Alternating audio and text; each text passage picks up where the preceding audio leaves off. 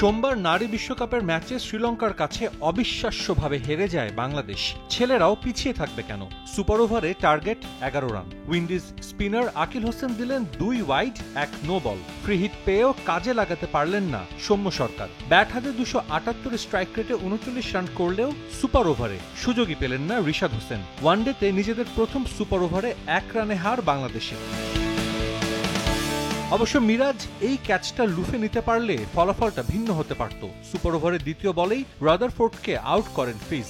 দলীয় 3 রানে Miraj Brendon কিংয়ের catch miss না করলে লক্ষ্যটা হতো 4 রান। কিন্তু উইন্ডিজের জন্য বানানো স্পিন ফাঁদে নিজেরাই ধরা খেল বাংলাদেশ। 51 ওভার স্পিনারদের দিয়ে বোলিং করিয়ে ম্যাচ জিতে সিরিজের সমতায় ফিরল ক্যারিবিয়ানরা।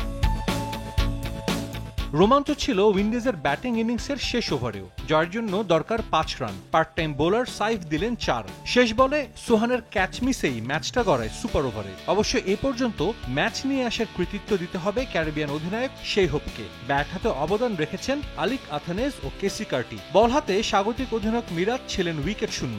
নাসুম তানভীর রিশাদের বোলিং নৈপুণ্যে 133 রানে উইন্ডিজ 7 উইকেট হারালেও সেখান থেকে দায়িত্ব নেন হোপ। ঠান্ডা মাথায় খেলেন 53 রানের ইনিংস। বাংলাদেশের সমান 213 রানে থামে উইন্ডিজ।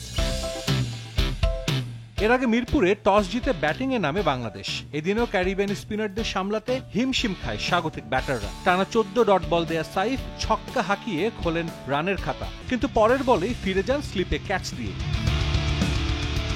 আগের ম্যাচে 50 হাঁকানো হৃদয় আউট হন 12 রানে। শান্ত এদিনও ব্যর্থ ইনিংস বড় করতে। 0 রানে জীবন পাওয়া মাহিদুল অঙ্কনকে সঙ্গে নিয়ে সৌম্য খেলতে থাকেন টেস্ট মেজাজে। 64 বল খেলে এই জুটির ব্যাট থেকে আসে মোটে 28 রান। ওয়ানডেতে কিপ্টে বোলিংয়ের নতুন রেকর্ড করা আলিক আথানেজের বলে অঙ্কন আউট হন 17 রানে, আর সৌম্য 89 বলে করেন 45 রান।